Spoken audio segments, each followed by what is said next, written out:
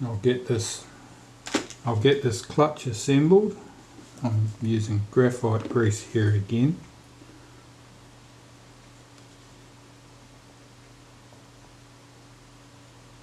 I prefer the tackiness of this grease in this particular position.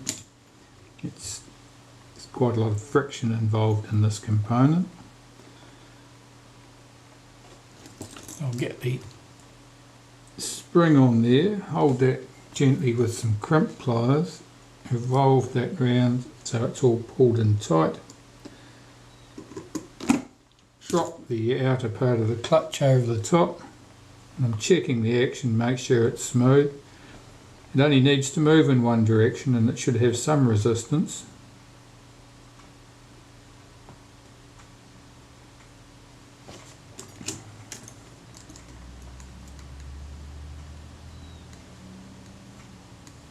Yes, I think that'll be fine. And that can go in the camera.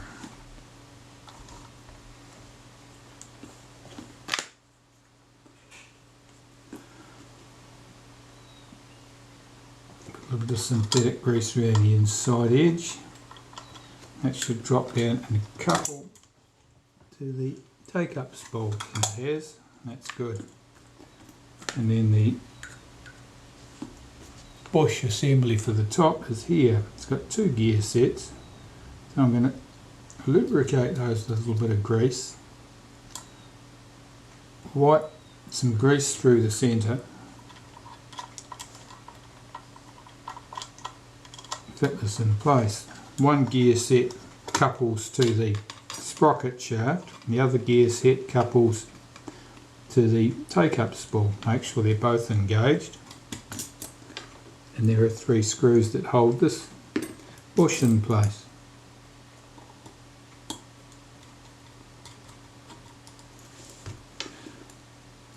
These were loose when we started. To make sure they're not loose when I've finished.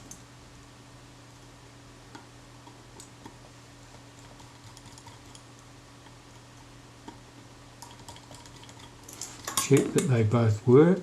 Yep, they're both moving smoothly. Do those 3 screws up. That's that part. And we'll continue.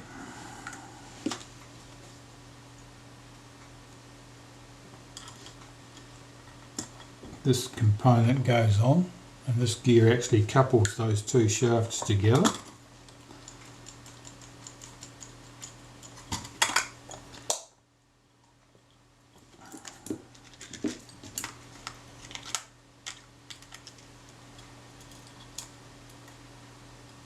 That little piece goes on there, then the spring,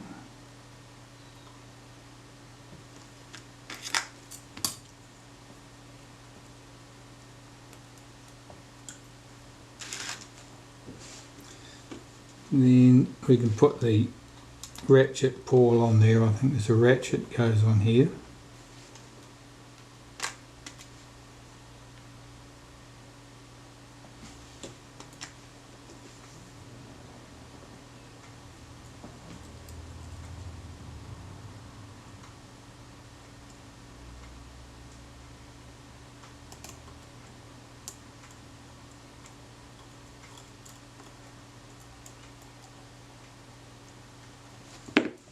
That in place, give a screw up, hook the spring into position. Now that ratchet will allow that to go around in one direction only. It's ideal.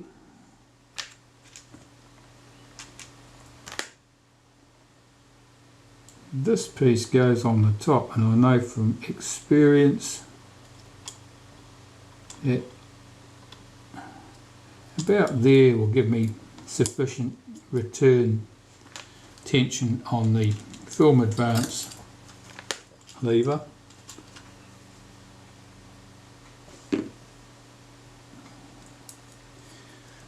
Wipe a bit of molybdenum paste down there.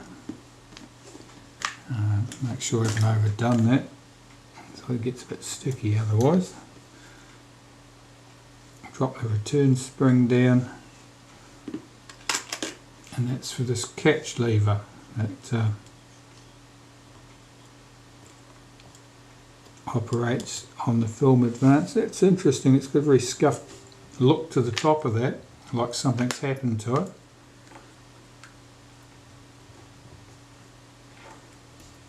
It's held down by this bracket with a gear on it, and this gear, I'm just going to lubricate that, forcing a little bit of grease in there.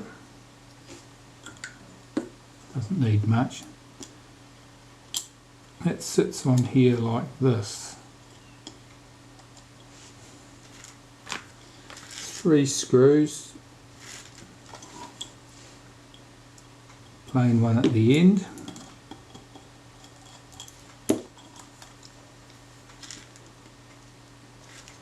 Another plain one in here. It's a bit awkward to get at.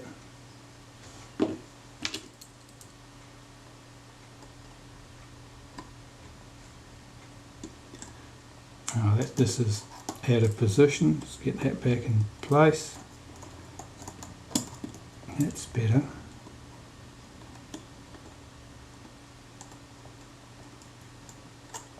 Run those screws down lightly. And the third one goes here. And there's a spring. This is a shoulder screw that the spring must be able to revolve around.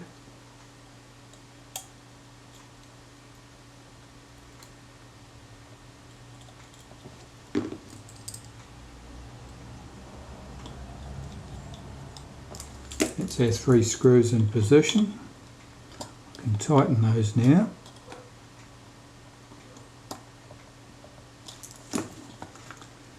And hook with the spring in position, so I hold down this lever, lift the spring over the top of it and behind it, and that's it, it's in place.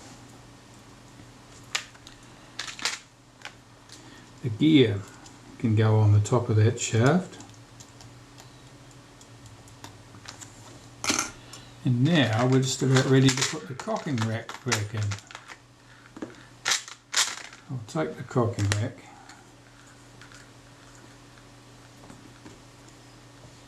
wipe a bit of grease on it.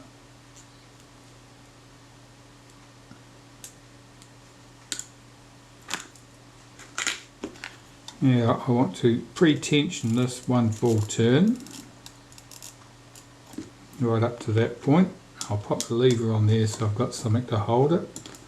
To press this button, which is like pressing the shutter release, allows me to move the film advance, swing it right round to that point, and I should be able to feed this rack in, and I'm checking to see if it's correctly positioned, and it looks pretty good.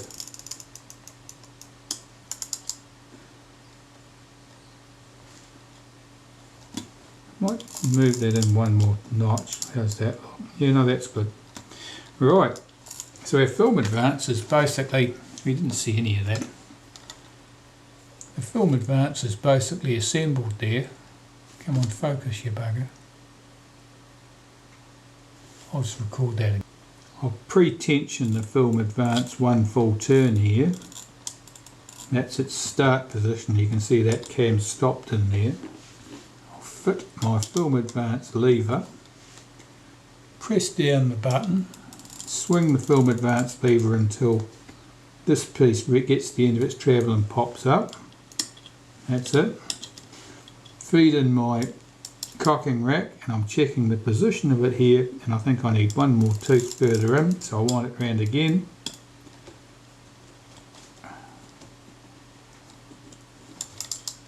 Yes, that looks good. So the film advance is good at that point. That part is done. I've got the film advance around about 1/4 of a turn so that the lever is poking straight out the back. That means everything just holds in place there on the ratchet, and that's fine for my purposes. I want to clean up these components for the film advance next. So here I've got the frame counter pawl or frame counter spring from this Retina 1A, and you'll see that that angle there is quite open. The angle of the tip here is such that it's almost in a straight line with the side, it's not bent in very far. I suspect it doesn't engage correctly with the ratchet. Here's one from my spare parts, and you can see that the angle here is quite sharp by comparison. This tip is bent in further. So I'm going to try the original one that came with the camera as it is and see if it functions. If it doesn't function, and I suspect it won't, I will attempt to bend that end in slightly so that it is more the correct shape. There's a very high likelihood that it'll just snap off. The failure mode for these springs is that they crack across that sharp bend there. That's where they're under the most load, and in action they flex. Over time, eventually it fails at that point. The fact that this is bent out of shape suggests to me that effectively it's already failed. I can't see any crack on it. Normally I would expect to see one on either one face or the other, but it may be cracked internally. But either way, it's probably lost its strength. So I'll try that as it is. Hopefully it works. If it doesn't work, I'll try bending it and see if it stays in one piece, and see if it works, and see if I'm confident that it'll remain working. Otherwise it'll have to be replaced. So I need to start putting the film advance components back on the camera. And on a Retina 2A camera there'd be a spacer in this position. On the Retina 1A there is not. I've got my advance set in the position where the lever was sticking straight out the back of the camera like that.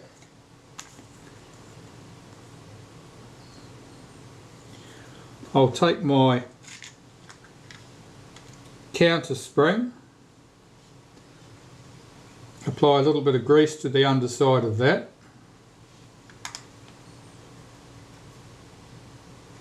pop that in position. This of course would normally be going on with the top of the camera in place, but I want to see if it all works at this point. So I'll put it on here. And I've got to assemble the rest of the components that go over the top of this. Now the easiest way to do this is to assemble them using a little bit of grease to stick them together, because these parts stack up on top of each other. So normally, starting with the little ratchet gear here, I'll put a smear of grease on there, put this wheel on the top. This is the setting knob that you see on the outside of the camera. Put a little smear of grease on the counter disc itself.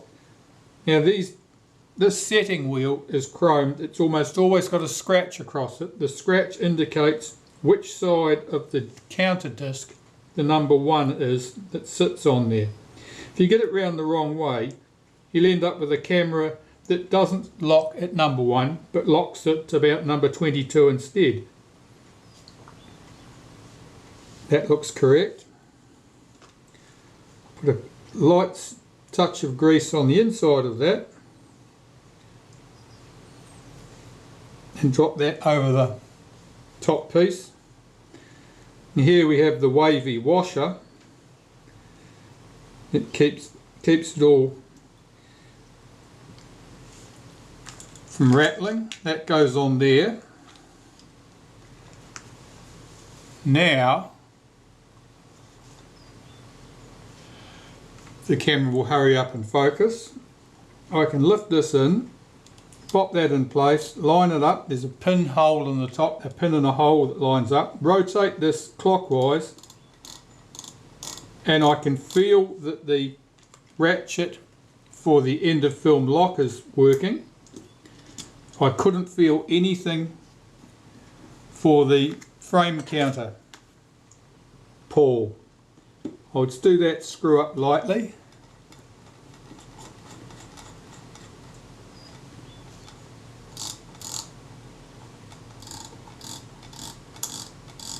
Yeah, the frame counter ratchet works, but the frame counter is not moving at all.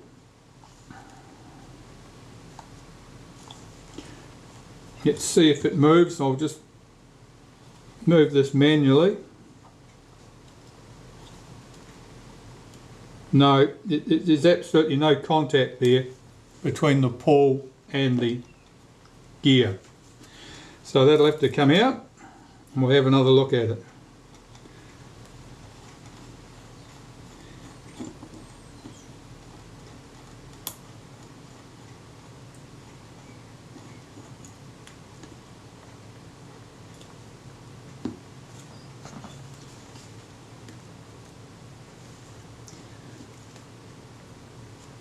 So I've got the spring.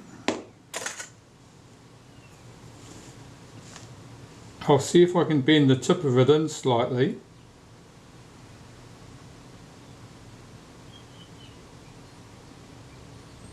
There's a moderate amount of resistance there, which sort of suggests that this might work.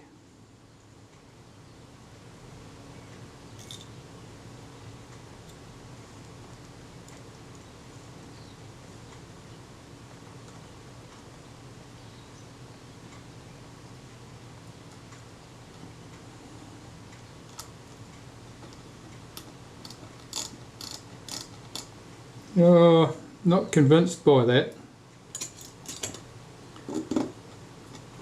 Let's see if we get any action from here. Of course you can't see anything because my fat fingers are in the way.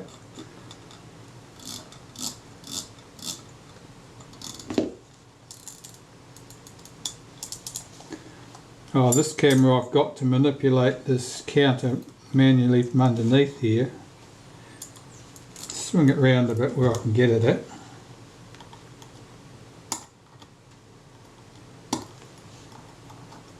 No, there's no contact there. There's no contact between that pull and the ratchet at all.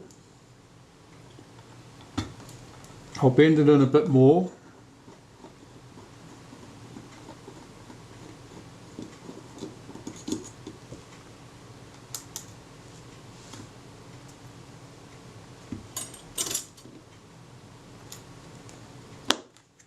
Just take a pair of pliers.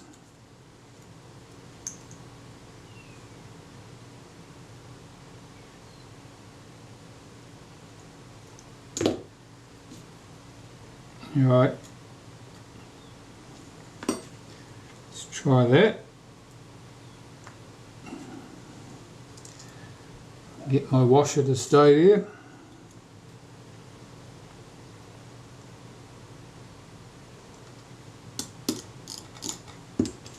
That sounds hopeful.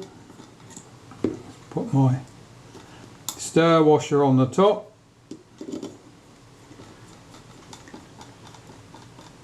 Run the screw down. If it just touches, revolve this. That's it. I've just felt the end of film lock run in. Now I want to see if that moves the counter.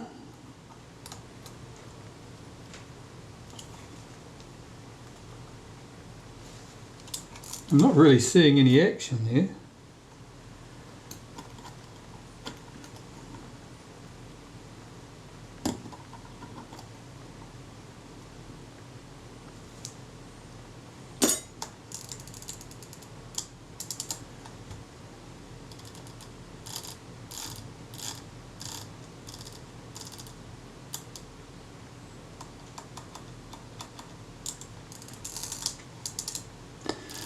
Right, let's try the same with the top on the camera. There are two types, of the Retina 1A and 2A cameras. There are two different models. One requires that the pin on the counter hits the top cover itself, here and here. The other one has pieces on the counter, on the frame underneath the top of the top cover, that come up and effectively do the same job.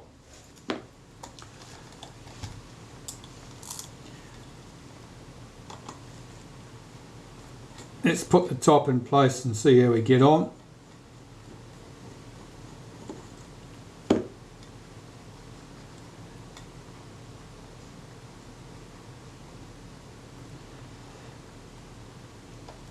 Let's wriggle that off. Of course, I'll need my shutter release in position for this to work. Let's do this.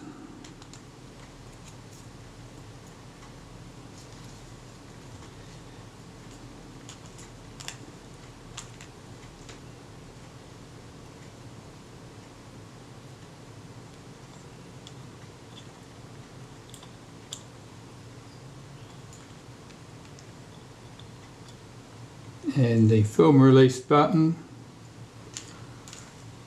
can go there.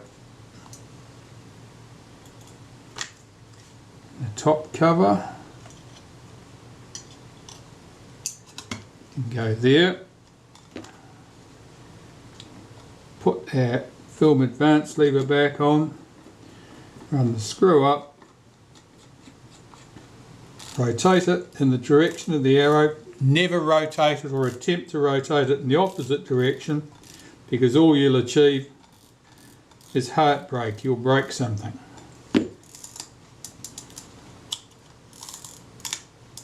Well, the frame counter worked.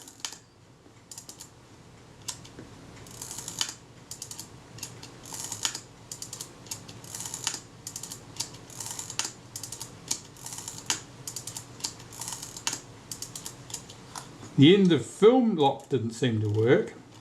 That's like it's not engaged. Let's try that again. Now it's engaged. Now that's worked. Alright. So it looks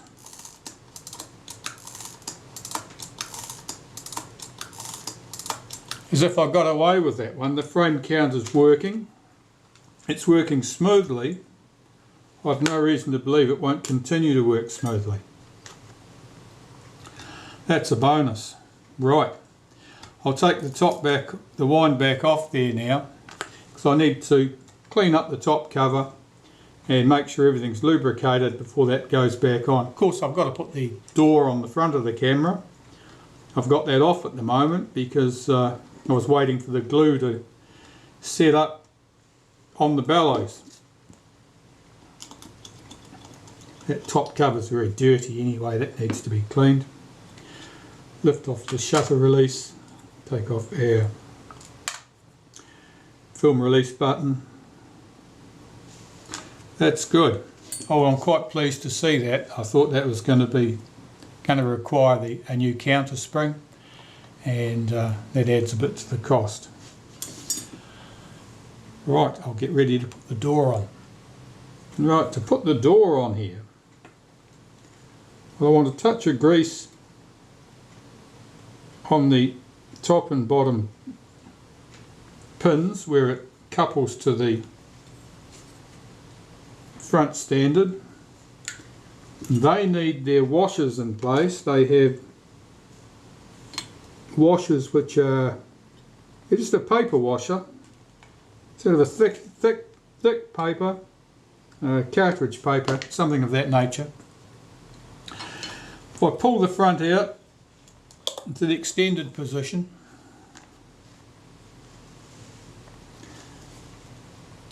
hook the top pin into place, stretch out the cover, get the bottom into place. Now I've just got to get my hinge pins back in, and the hinge pins had washers. Now I had two washers,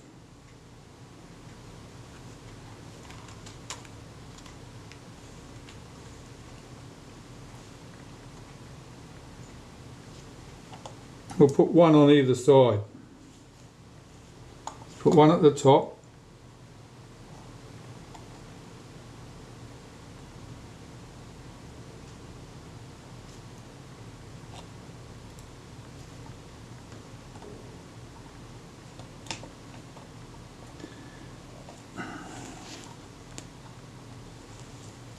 Trying to get the washer lined up with the tip of a pair of tweezers. I think that's right. One of our hinge screws.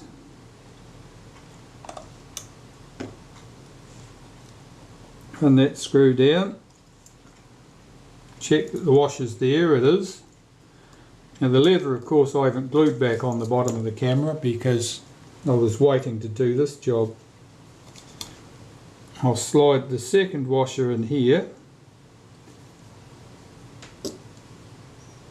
That's a pretty snug fit. I wonder whether that actually doesn't need that. Let's just put the screw in and be done with it.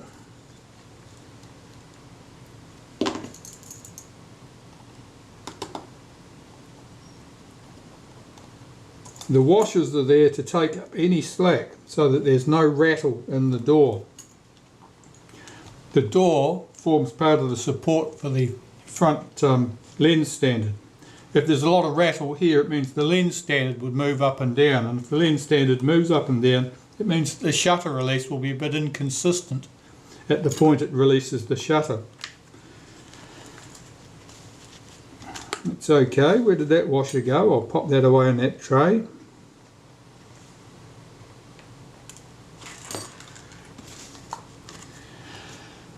And the shutter release. We can put this into the camera now. Let's strip all the parts off here. So normally I put a smear of molybdenum paste on the inside, wipe round the two holes in the top of the body there. Now there's a little collar that sits in here on the larger of the two pieces, and I'll put a smear of grease on there to hold it in place to stop it falling off. It serves no other purpose. That part doesn't move. It's just to stop the shutter release from moving down beyond where it needs to. I'll put the return spring on the smaller of the two shafts. I'm going to line this up with the shaft in the body. That's it. That's in position. The shutter release button just sits on the top. This is different than the Retina Ia. The Retina Ia has a collar on top of that shutter release button, which stops it from rising too much, too high. That's not required here.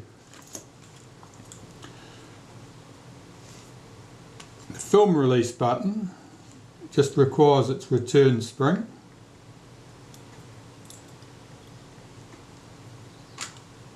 And the button itself.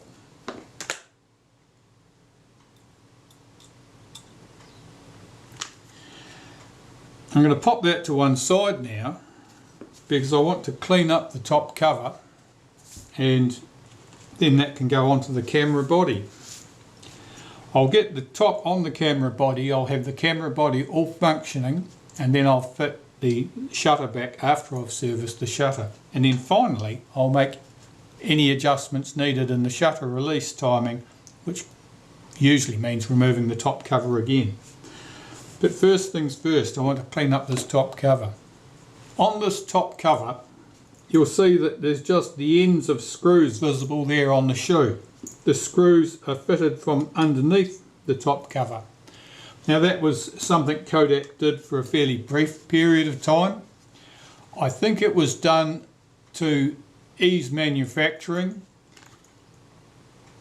Almost always when the camera is arranged like this with the screws from the inside, the serial number is on the shoe itself, and I believe it was probably done that way because it was easier to engrave the numbers on the shoe rather than have to engrave them on a whole top cover each time.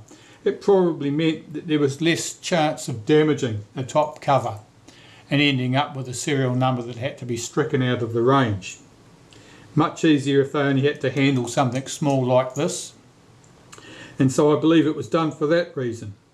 Because they chose to put the serial number on the top of the shoe rather than the top cover, they at the same time decided to fix it with screws from underneath so that the shoe could not be readily removed or swapped to render a camera unidentifiable.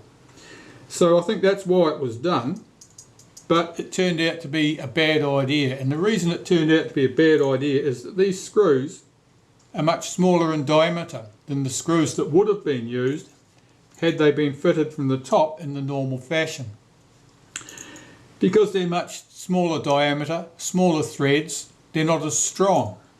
What tends to happen is that the shoe gets abused, probably by having a flash fitted into it that wasn't particularly well suited to it, or otherwise gets damaged, stretches the screws come loose. The screws inevitably fall off. Well, there are 3 screws there, you only need one of them to fall off, and what tends to happen is it'll rattle about underneath the top cover, and if you're exceptionally unfortunate, and it happens fairly frequently, it'll find its way into the gears here somewhere. And then when you pull on the film advance lever and there's a screw in the way blocking the gear, something's going to give, and something typically does. And usually you end up with a serious mechanical breakdown at that point, either because the film advance lever won't move if you're being fairly cautious, or with the film advance being fairly ruined because you weren't fairly cautious.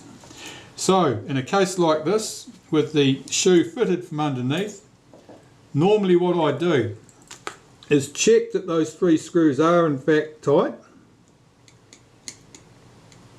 They're not bad, they weren't exactly tight. And then I'll take some lacquer and put a daub of lacquer around each of those screw heads.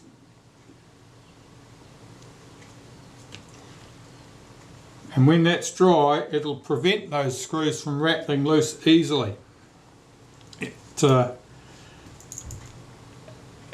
the only thing you can practically do really, but it certainly does work. So what have I got to do to this top cover? Well, I've got to clean it. I've got to clean the viewfinder too, so I want to remove the viewfinder to get to that. So there's a single screw here.